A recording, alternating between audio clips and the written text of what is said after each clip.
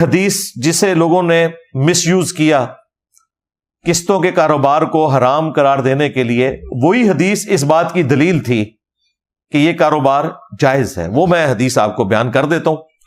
باقی جو ڈاکٹر اسرار صاحب نے گفتگو کی ہے اس حوالے سے وہ کافی سخت ہے، وہ صرف جذبات کے اوپر مبنی ہے، کوئی قرآن و سنت کے دلائل انہوں نے دیے نہیں۔ حدیث کی فیلڈ میں تو وہ خود مانتے تھے میں امی ہوں، جب وہ امی تھے تو انہیں ان اختلافات کا پتہ ہی نہیں تھا۔ باقی جو سود کے حوالے سے ان کے دل میں حمیت تھی کہ سود ختم ہونا چاہیے، اس میں ہم ان کے ساتھ ہیں، لیکن خام خواہ کوئی چیز سود نہیں ہے اسے سود بنا کے پیش کرنا یہ ظلم کے اوپر مبنی ہے۔ اس طرح دنیا میں نظام نہیں چل سکتا۔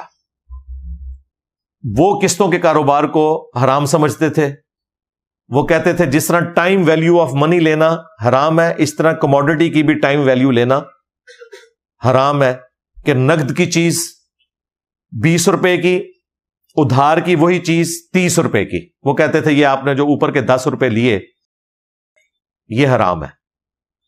پہلے تو ہم اینٹی وینم اور پھکی کے طور پہ یہ بات کریں گے کہ اگر کوئی شخص یہ کہے کہ اس بال پوائنٹ کی قیمت ہے 50 روپے، نقد لے لو تو 10 چھوڑ دوں گا، اور اگر ادھار پہ لیتے ہو تو یہ 50 کا ہے۔ اب کوئی فتویٰ لگائے اس کے اوپر، میں نے قیمت ہی اس کی 50 رکھ دی ہے۔ آپ جاتے ہیں نا مارکیٹ میں، لکھا ہوتا ہے جی 1 درجن کیلے 100 روپے کے، 3 درجن 300 کے نہیں 250 کے۔ وہ جو اوپر کے 50 وہ چھوڑتا ہے، وہ تو بڑا خوشی خوشی لوگ لے کے آ جاتے ہیں۔ وہ 50 روپے کا فائدہ آپ کو ہو رہا ہے نا، اسے تو آپ نے نقصان پہنچایا نا۔ اصولاً تو چاہیے کہ آپ اسے کہ نہیں میں 300 ہی دوں گا تجھے۔ ادھر کسی کو خیال نہیں آتا کہ یہ جو فرق آ رہا ہے کہ اس نے آپ کو ایک اس اعتبار سے اوبلائج کیا ہے، فیسیلیٹیٹ کیا ہے کہ 3 درجن خریدتے ہو تو چلو میں 50 روپے چھوڑ دوں گا۔ تو جو اس نے 50 روپے اپنی مرضی سے چھوڑے اس کو تو 50 کم ملے نا، یہ سارے جائز سمجھتے ہیں۔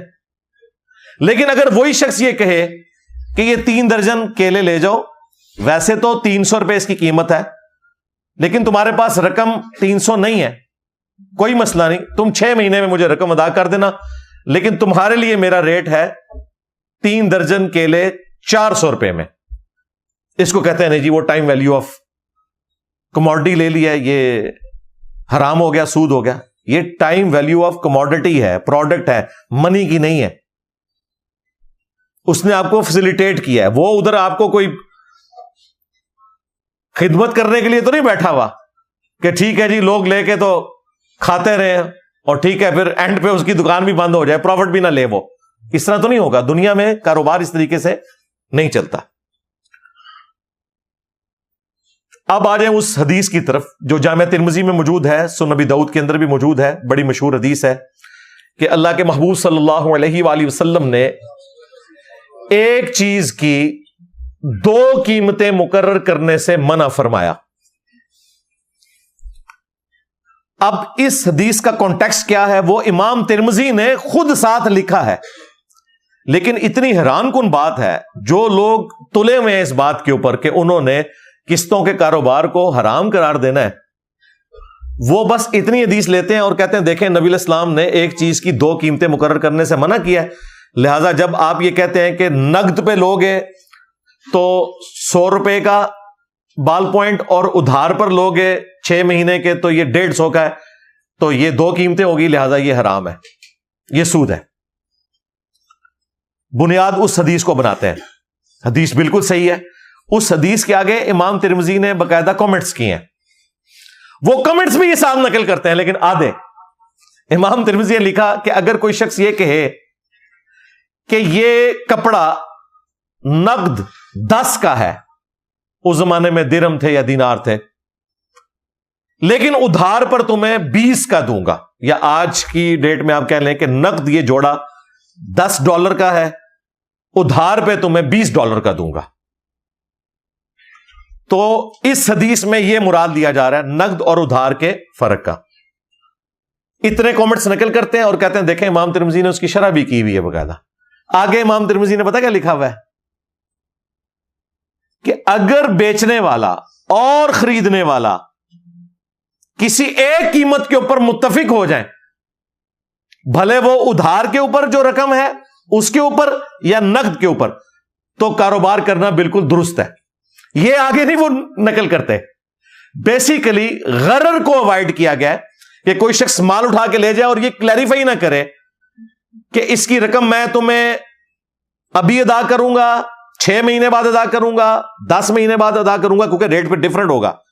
اگر 1 سال کی قسطوں پہ آپ کوئی چیز لیتے ہیں اس کا ریٹ ڈفرنٹ ہوگا، 2 سال کی قسطوں پہ لیتے ہیں تو اس کا ریٹ ڈفرنٹ ہوگا. تو باقاعدہ اس سے متعلق یہ حدیث تھی کہ بیچنے والا اور خریدنے والا ایمبیگوٹی کا شکار نہ ہو، 2 قیمتیں بیک وقت نہ ہو.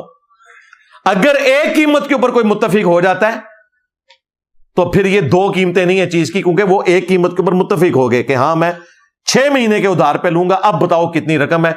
پھر اس کو اونچا نیچا نہیں آپ نے کرنا، جس طرح یورپ امریکہ میں ہوتا ہے کہ وہ انٹرسٹ ریٹ اوپر نیچے جاتے ہیں مارٹگیج میں، وہ پھر چینج کر دیتے ہیں، وہ سارا سودی کام ہے. پھر اس کا وہ پابند رہے گا. یہ امام ترمذی نے باقاعدہ اس کی شرح لکھی، ساتھ امام ترمذی نے، جی کسی فرقے کے مولوی نے نہیں. پھر امام شافعی کا قول بھی انہوں نے نقل کیا. اور یہ جو شرح امام ترمذی نے بیان کی ہے پورے کانٹیکسٹ کے ساتھ، اس کے اوپر اجماع امت ہے. امام ابن تیمیہ نے فتاوی ابن تیمیہ میں دعویٰ کیا ہے کہ اس کے خلاف کوئی اور بات نہیں ملتی پوری امت میں. اور یہ ان کا خالی دعویٰ نہیں ہے. الموطا امام مالک کی شرح لکھی ہے امام ابن عبد البر نے. انہوں نے اس شرح میں اس حدیث کا فہم وہی بیان کیا جو امام ترمذی نے بیان کیا ہے، اور انہوں نے دعویٰ کیا کہ امام مالک کا بھی یہی موقف ہے. کتاب الام میں امام شافعی رحمۃ اللہ علیہ نے اس حدیث کا وہی فہم بیان کیا جو امام ترمذی نے بیان کیا کہ لینے والا اور بیچنے والا جدا ہونے سے پہلے کسی ایک قیمت پہ اگر متفق ہو جائے کہ ٹھیک ہے میں یہ 10 کی چیز 20 کی لینے کے لیے تیار ہوں لیکن میں رقم اتنے عرصے بعد دوں گا، تو یہ بالکل درست ہے. امام احمد بن حنبل سے ان کے بیٹے نے مسائل نقل کیے ہیں، ان سے جب اس حدیث کا فہم پوچھا گیا انہوں نے یہی بیان کیا. اور امام حنیفہ رحمۃ اللہ علیہ کا جہاں تک تعلق ہے تو ان کے ماننے والے تو اس پورے سسٹم کو اس وقت لے کے چل رہے ہیں، جس کی وجہ سے ڈاکٹر ذاکر نائک نے ایک جملہ بولا تھا کہ جو فائنینشل سسٹم آف اسلام ہے اس میں فقہ حنفی سب سے بہتر ہے.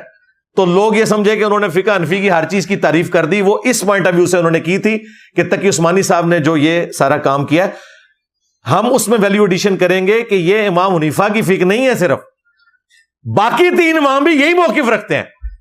ہاں، اور مفتی تقی عثمانی صاحب نے اس حوالے سے جو کتابیں لکھی ہیں، میں نے آلموسٹ آج سے کوئی 10 سال پہلے وہ ساری منگوا کے پڑھی تھی. انہوں نے سارے اماموں کے باقاعدہ فتوے اس میں نقل کیے ہیں. یہ کسی ایک امام کو اس کا کریڈٹ نہیں جاتا، اور اماموں سے پہلے بھی تابعین کے فتاوی موجود ہیں. امام تو بہت بعد میں آئے ہیں. مصنف ابن ابی شیبہ حدیث کی کتاب ہے، مصنف عبد الرزاق حدیث کی کتاب ہے. مصنف حدیث کی اس کتاب کو کہتے ہیں جس میں کثرت کے ساتھ صحابہ، تابعین اور تبع تابعین کے فتاوی جات، ان کے آثار موجود ہو. اس میں باقاعدہ بڑے بڑے ائمہ، امام زہری، ابن شہاب زہری تابعی ہیں، ان کا موقف اس حدیث کے حوالے سے موجود ہے. امام شعبہ کا موقف موجود ہے، امام قتادہ کا موقف موجود ہے. امام حنیفہ کے جو استاد تھے حماد بن ابی سلیمان، ان کا موقف موجود ہے جو ابراہیم نخعی کے شاگرد تھے. تو یہ سارے فتوے آپ کو مصنف ابن ابی شیبہ اور مصنف عبد الرزاق میں مل جائیں گے. اردو زبان میں یہ کتابیں آ چکی ہیں، ہماری ویب سائٹ سے آپ ان کو ڈاؤن لوڈ کر سکتے ہیں PDF فارمیٹ میں. انشاءاللہ ہم کوشش کریں گے یہ سارے فتوے ساتھ اٹیچ کر دیں اگر کسی کو شوق ہے، ورنہ ترمذی آپ خود کھول کے پڑھ لیں تو انشاءاللہ تعالی آپ کے سامنے وہ چیز آ جائے گی. وہ ہم احادیث ساری کی ساری اس حوالے سے ڈسپلے کروا دیں گے. یہ ایک چیز تھی جس کو بیان کرنا یہاں پہ ضروری تھا تاکہ آپ کو یہ قسطوں کے حوالے سے معاملہ کلیئر ہو جائے کہ یہ ٹائم ویلیو آف منی نہیں ہے بلکہ ٹائم ویلیو آف کوموڈٹی ہے، اور یہ بالکل درست ہے. لہذا خام خواہ زبان کھول کے یہ کہہ دینا کہ اسلامک بینکنگ اور دوسری بینکنگ میں کوئی فرق نہیں ہے، یہ بڑا ظلم ہے. اتنی محنت کر کے ان لوگوں نے اس سسٹم کو ڈیولپ کیا. پاکستان کے لیے فخر کی بات ہے کہ یہاں پر الحمدللہ اس وقت تمام بڑے شہروں کے اندر اسلامک بینکنگ کی سہولت موجود ہے.